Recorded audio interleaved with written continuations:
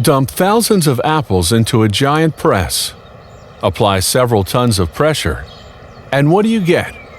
Apple juice, of course. And good thing it's made on such an enormous scale when you consider how many people drink gallons of this popular juice every year.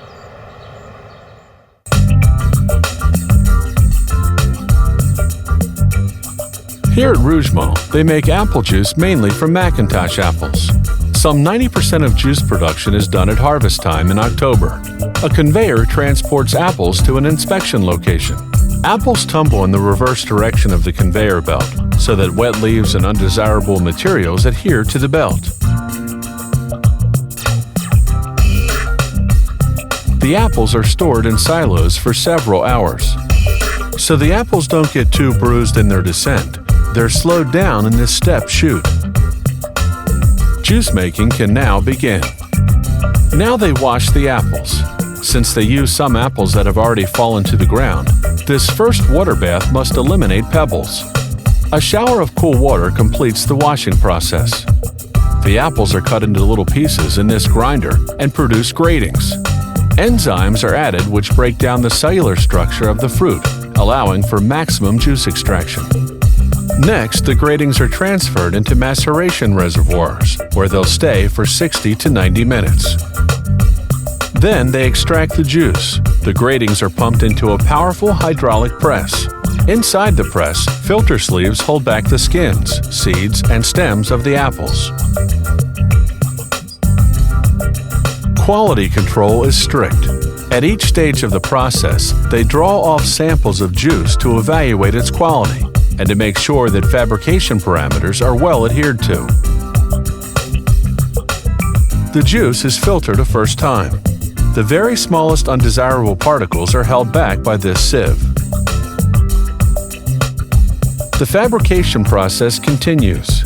Juice flows from one stage to another via these immense reservoirs. The next step will be pasteurization. Juice enters this exchanger at 72 degrees and is heated up to 190 degrees, then cooled back down to 122 degrees. Enzymes are added to hydrate the pectin and facilitate the second filtration.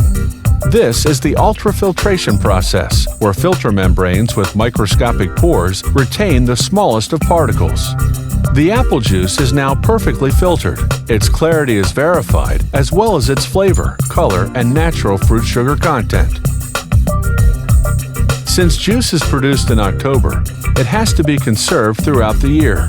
A portion of the production is stored in this sterile warehouse area to await being bottled during the year.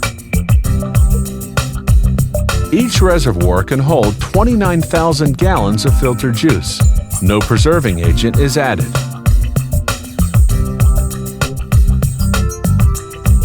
Now we move to the next stage, the filling of containers.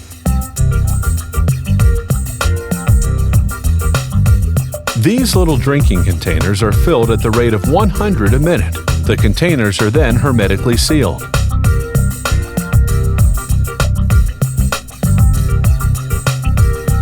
Two little sprays of hot glue are applied to the containers. This secures the straws to their sides.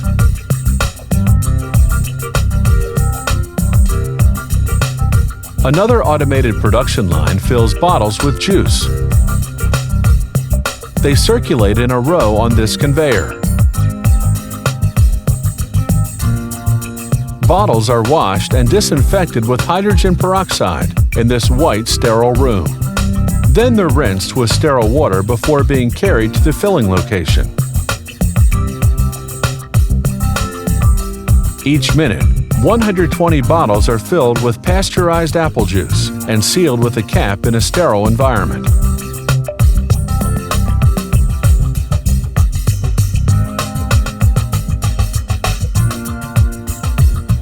Bottles are then labeled and sent to shipping.